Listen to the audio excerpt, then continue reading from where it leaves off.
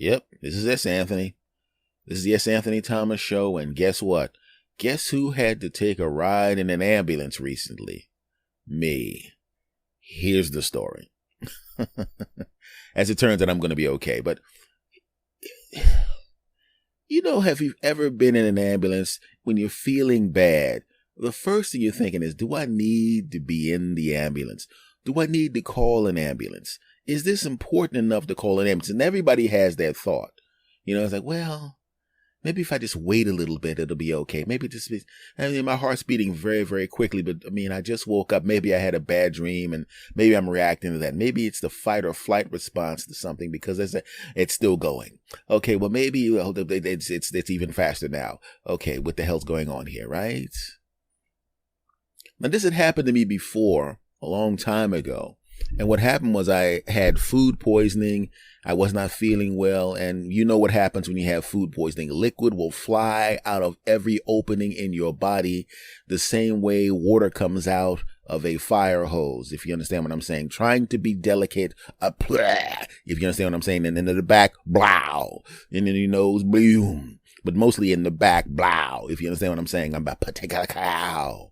Boom, pow. Okay, I better stop now for y'all throw up. Speaking of throwing up, that happens too. So when you lose a lot of fluids quickly,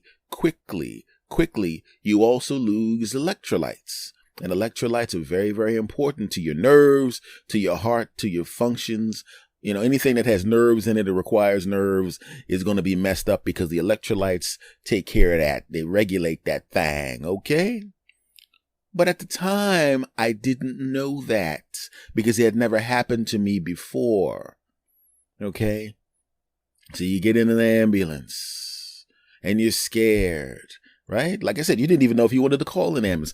I'll just wait. And I'm pretty sure there's a whole bunch of people in the world who decided, I'm not calling that ambulance. And the next thing you know, on the ground, D to the E to the A to the D, dead, right?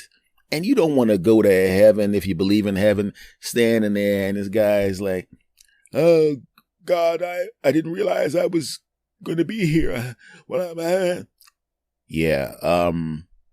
Remember that little voice in your head that said, call the ambulance? Yeah. Does that voice sound familiar? It kind of does. Does it sound like this? Jim, call an ambulance. Yeah, that was me telling you that. Okay?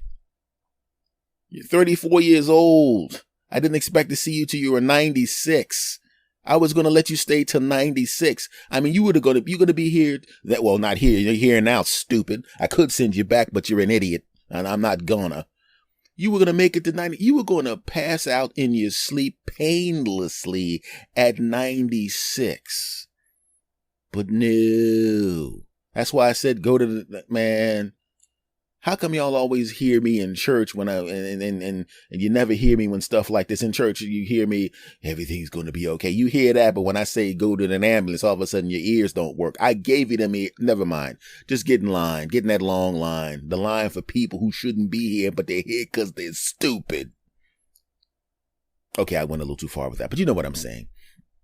But some people just wait too long. I have relatives that one of my uncles, he was like, I ain't calling no ambulance. I'm like, either you call look, I'm calling him. Don't call an ambulance, boy. Then I call the ambulance, and then when I go see him in the hospital, I'm glad you called the ambulance, boy. Right?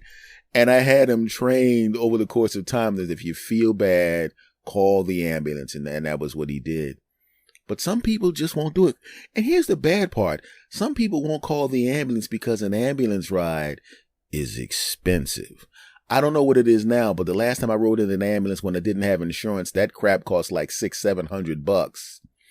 And if you're broke, you will literally be sitting there going, yeah, I'm on fire right now, but should I call? I don't know. Ah, boy. I've got an axe in my chest. It's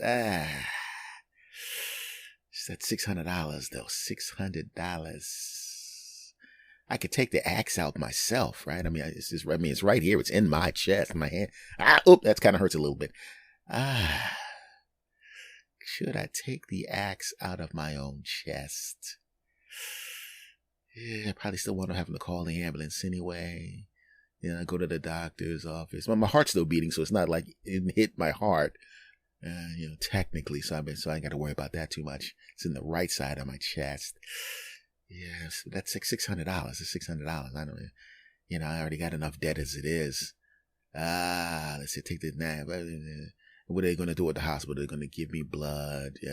I could just scoop it back up off the floor. All the blood out that from the chest getting hit the chest is right there on the floor. I could just scoop it up in a cup and pour it back in. So that's some money right there. Right, and then they're gonna sew my chest back together. I got needle and thread. I'm gonna make this decision quickly because I'm about to black out. I should pick up the blood, scoop it up in a cup, pour it back in myself. I got needle and thread. I probably won't be able to make it up the steps. Actually, I'm kind of blacking out right now. Jeez, I'm gonna have to call him. Hello, 911. Yes, I got an axe in my chest. Oh my God, when did that happen? About a half an hour ago. And you're just calling us now? Yeah. Is it because the ambulance ride cost $600? Yeah. Sir, you really have to think about your health and think about your life. You cannot be sitting there worrying about money like that at a time like this. Yeah. Could you just send the ambulance because I'm about to... Okay, he blacked out. We got his address. Don't worry about it. Ambulance guys, go there and get him. And do me a favor. Could you, when you wake him up, slap him around? Well, what's going on? He wasn't going to call you guys. Is it because the ride cost $600? Yeah. Yeah, we're going to wake him up and smack him around because he's an idiot. Right? So that's what stops some people. But, you got to think about your life, everybody. I mean, you got to think about your life. I know the bill sucks. But if you really think about it, when you go to the hospital, that bill is going to be huge. That $600 is going to look like nothing. I remember I was in the hospital overnight for something, and it was like $14,000, right? You look at the bill and the funny thing is, you keep forgetting that the bill comes to you first. The insurance picks it up later, but the bill gets to you first. A lot of times you don't see the bill, and I'm like, what the hell? Y'all should have it would have been cheaper if y'all to put a pillow over my face and smothered me out. The damn funeral would have cost $10,000. Right? So you go to the hospital and, if you go to the hospital, one of the things you'll notice is when you get in there, if you get into the section for triage, we go in there, the nurses will ask you some questions, okay, height and weight, what did you eat, how did you feel, what did this happen, did this happen, did you feel this way, did these things happen, let me check your temperature, and let me do the EKG really quickly, and then we're going to check your blood pressure, did you take your medications, do you have medications, blah, blah, blah, blah, blah, blah. Do you feel safe at home, all these questions, right? And you got to keep in mind, they seem like dumb questions, but you got to remember, doctors and nurses are essentially detectives. They got to ask you these questions because by the answers you give, just like a flowchart back in high school, like a flowchart, they will be able to eliminate things. They're basically just eliminating things it could be. So don't give them a hard time. They're eliminating things it could be. Right? Now, here's the next thing. What happens after they triage you will tell you everything they need to know. If they're nice and calm and conversational, they've assessed, well, he's not going to croak. He's not feeling well, but he's not going to croak. They think you're not going to croak, right? We're going to put you out in the waiting room, sir. Okay, we're going to put you out in the waiting room. And the doctor's going to call you, okay? If they're all casual like that, you should relax now. They've assessed that what's wrong with you is not going to kill you, or at least it's not going to kill you anytime soon. They'll get around to you.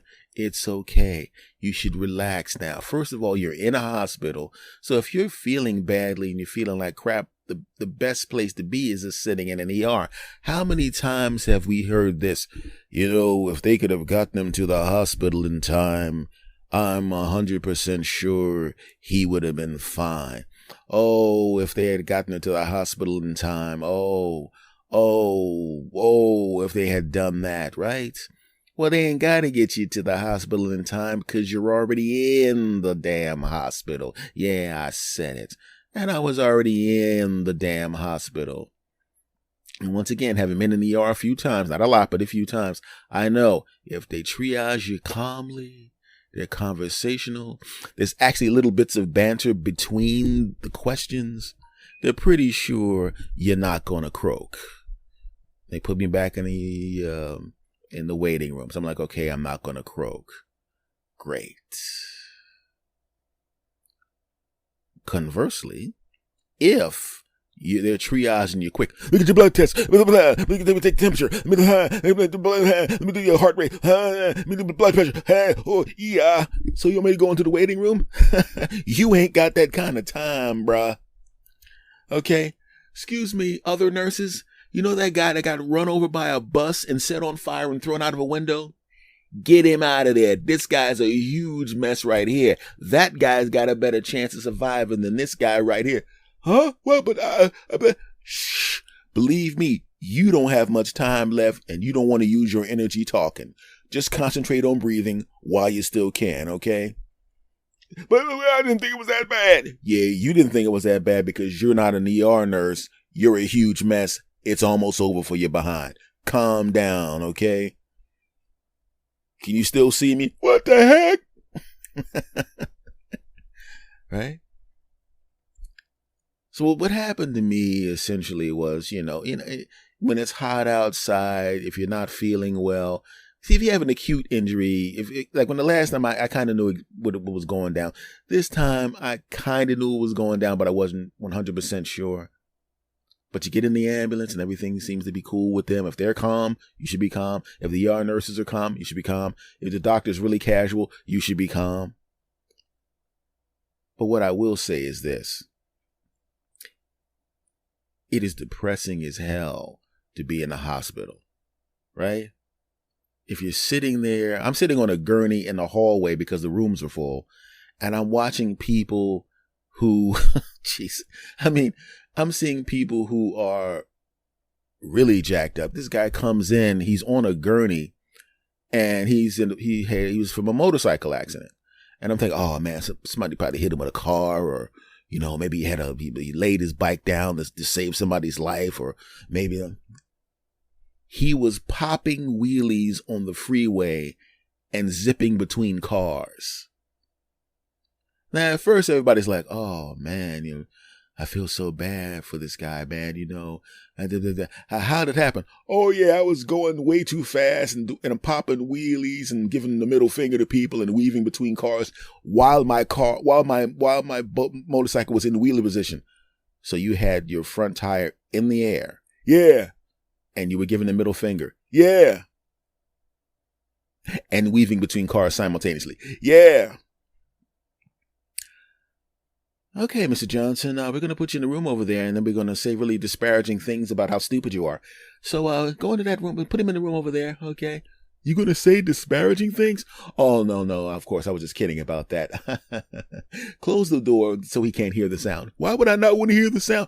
Oh, no, this is for your privacy, so you can listen to your television, as loudly as possible. We're definitely not going to ridicule you, call you a dummy, call you an idiot, say you're a moron, and say you're wasting the bed of someone who legitimately could be using it who was legitimately sick or had an injury that wasn't caused by complete narcissism and stupidity, and who isn't a complete dumbass.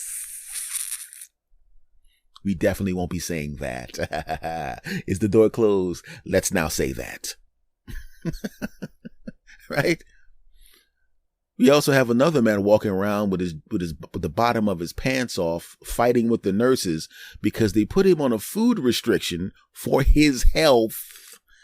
And he's been on food restriction for a whole 7 minutes. And apparently that was too much for him. And he's now cursing at the nurses. Listen to me. I know I got a food restriction, but I'm hungry. I know what you're saying. If I actually eat food right now, it would be detrimental to my health. Literally, the act of eating food could kill me. But I don't care about that. And I don't care about the fact that you, a health professional who specifically said, don't eat, it could kill you. I don't care. I want to eat something right now. And I'm going to, wait, what's your ethnicity? Because I want to make sure my epithet is accurate. You're a what? Okay. You ain't nothing but a... Sir, that was really uncalled for. Yeah. So I just wanted to make that. So that was definitely the right racist comment to make. Yeah. Yes, sir, that was the correct racist statement to make about me. Good, because you're nothing but a and your family's a whole bunch of ugly. Sir, oh God, the doctor said you are on food restriction. You cannot even have liquids until we get this test back, because literally you could be harming yourself. I don't give a crap. Let me ask you a question. Yes, sir. What ethnicity is the doctor? I'm not telling you, sir. Well, he looks like he's a Shafapa. No. Aha, he is a Safapa. Well, let me tell you something. He ain't nothing but a Sir, that's uncalled for. He's walking around, and I'm sitting there. I'll be honest with you. I've been in gyms, and I've been like in the gym. You walk around, you don't have any clothes on because you're showering. Everybody's walking around with their stuff hanging out. Nobody cares. Everybody has genitals. We've all seen male genitals before. I stopped doing that because it's a little uncomfortable, because people like to talk to you with this. It's like, look, dude, I've accepted that for the next 15 minutes while I put on deodorant and get dressed, dudes' junks are going to be out, okay? I don't necessarily need that, but I realize that's the culture here. And also, stop looking at my junk. I know it's beautiful, but that's uncomfortable. And another thing, I don't need to elongate this process by talking to you, okay? Thank you. All right? So now I'm here in the hospital. I'm sitting on this daggone gurney, and Captain Hang It Out is sitting there fighting with the nurses with his junk out. And I'll be honest with you, he needs to stop that. Security comes down, and they want to move him back into the room, but you're seeing a bunch of big, strong, tough guys. We need security on the fourth floor. We have an unruly patient, and they're walking around. You know how guys walk around when they haven't had any action in a while, and like, yeah, we're going to get to use our size and strength to take this guy back and teach him a lesson, because the nurses are our friends, and this particular nurse is a sweet older lady who's kind of small, and he thinks he's going to intimidate her. We're going to go down there. We ain't going to beat him up, because this is a hospital. We're not going to do nothing to him. We definitely going to grip him up and put him back where he needs to be, because we're men and we're strong. And they realize brother has his junk out. And you should see the looks on their face when they come around the corner. They walk around, yeah, you know. I wish there was some music so the music could have changed. so we could hear the music change as they turned the corner and saw this grown man with his junk out that they had to physically grab and move back. Because you can see them walking down the hall. Tum, tum, tum, tum, tum, tum, tum. Dominance, tum, tum, dominance, tum, tum, strength, tum, tum. This is Sparta. Tum, tum. And then they turn around the corner and see that this guy's, his junk's out, and they're like, tum, tum. Sad trombone. Okay, security guys, grab this sweaty guy who's unruly, whose junk is out. It's really not. I mean, we don't really want. I mean, we're afraid that his junk might touch us. I mean, that he might. Now he's peeing. Oh God. Oh, I don't have a change of clothes. Oh, I'm gonna have to do with the sweaty dude now. Dude pee. Oh no. Oh, there's no way to touch him without and then the guy whose junk is out looks at the big strong guys, and at first he's looking at them with a little bit of fear, like, oh no, and then he realizes, you thought it was 2-on-1. It was you 2 with you and 1. I mean, you thought it was 2-on-1, yeah, but it's actually 4-on-2, because there's 2 of you. there's me, and then there's the three of them things down there that you're afraid to come into contact with. Yeah, you guys are powerless, aren't you? Come get me. Oh, sir. Yeah, what? And he walks towards him and he thrusts his hips towards him, swinging his junk back and forth. And they're like, oh, hi, hi. And I'm sitting in the gurney like, I wish I had some popcorn. I wish I had some popcorn, because I did not realize I was going to get a show today, because this is hilarious, right?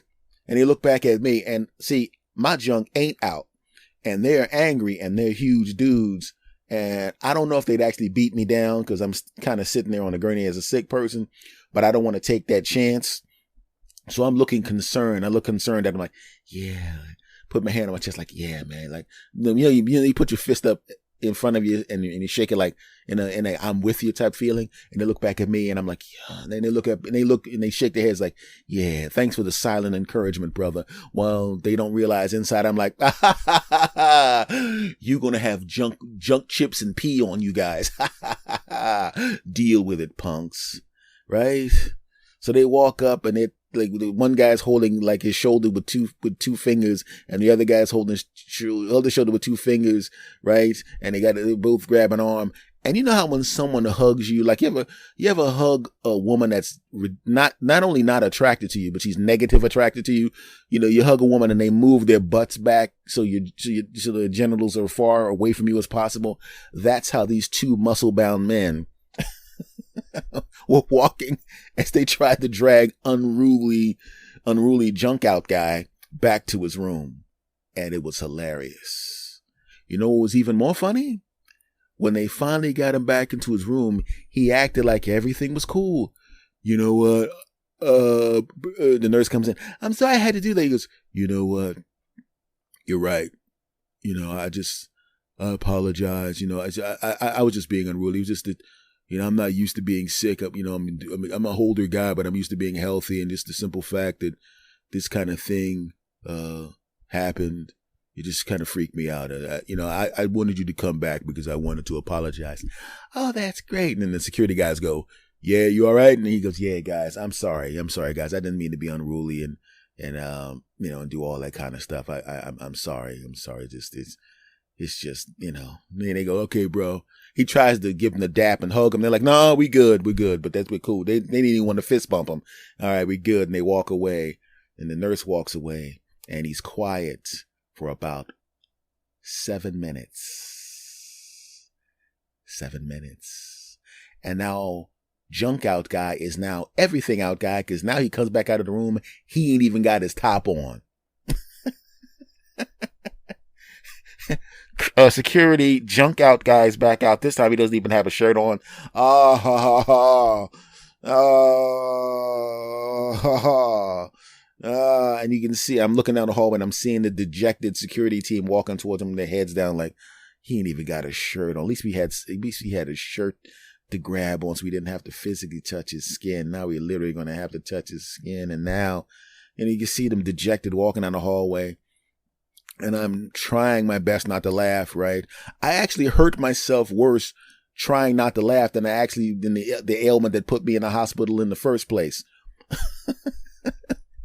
Mr. Thomas, listen, you were dehydrated, probably because of the heat, and you probably weren't drinking enough fluids, and I understand you had an upset stomach. Your electrolytes were a little low. Other than that, you're in great health. Listen, we're going to give you, you don't even need an electrolyte drip. Because a few years ago you had this problem. We had to give you a lot of electrolytes. But your electrolytes are just a little bit low this time, which is why your episode wasn't that badly. So what we're going to do is we're just going to give you a little bit of electrolytes and just change your diet a little bit. You know, eat more bananas and fruits and vegetables, and you should be fine. I consult with your doctor in about a month, but you'll be all right, right? And as it turns out, obviously I'm all right. But then they discharged me, right? And it was time for me to leave. And as I stated, it was just at the moment where Nude Boy Junk Out was about to start the second show. And I wanted to see the second show. But I also didn't want to take up space for somebody who was really, really sick. So I never got to see the Junk Out show, right? I saw the original Junk Out show, but I didn't see Junk Out Part 2, This Time My Shirt's Off. It was the sequel. Same cast. So I'm pretty sure the show was just as good as the first one. Right? And I'm walking out and I'm like, I'm trying to walk out slow. You put your clothes on as slow as possible, hoping to see the Junk Out show Part 2. But unfortunately, I didn't get to see Junk Out Part 2. There's a part of me that wants to go back to the ER and have him go, "Are you back, Mr. Thomas? Are you okay?" "Oh, yeah, I'm fine." How did Junk Out show Part 2 go? But I have a feeling they would be annoyed with me for that. So what I'm going to do right now is I'm going to slam my foot in the door as hard as possible so I can have an excuse to go back to ER. No, I'm not. But I really do wish I could see the Junk Out show Part 2. I want to see how those guys got him into I want to see if they could figure out I wonder if they got some towels or something, or because I know gloves wasn't enough because they didn't even want to touch it. They didn't want their forearms touching them. I wonder if they wrapped themselves in so they could wrestlers get top off junk out back into the room. I'm so sorry I missed that. Dang. Because this is the part of the podcast where I would be finishing off the story and telling you the story of Top Off Junk Out. But dang, man, that would have been a good show. Speaking of good shows, this one was too. And thank you for listening. This is S. Anthony Thomas. This is the S. Anthony Thomas Show. Do me a favor, my friends. If you listen this far, it means you love me. And it means you love the sound of my voice. And it means you love the way I tell stories. And if you do, my friend, please, if you haven't already, subscribe to this podcast on whatever pod player you're listening to it on right now. Rate and review. I know it only goes up to 5 stars, but give me 12 stars, damn it, because I'm incredible.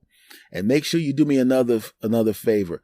Tell a friend to tell a friend, tell family. Let's build the community as large as possible, because it's a great community to be a part of, because the person at the top of the community, that would be me, loves the community, that would be you. And I want there to be more of you, and, because that's kind of the way it works. All right. Much love to every last one of you. Hello to the new people. Thank you. And much love to the people who've been listening to me the whole time. And I will see you again next time. Hopefully not all electrolyted out and riding the damn ambulance again. But if I do have to ride in an ambulance again, I hope Top Off Junk Out is back, because by then it'll probably be on episode number 7. You dig? Much love to you. Take care.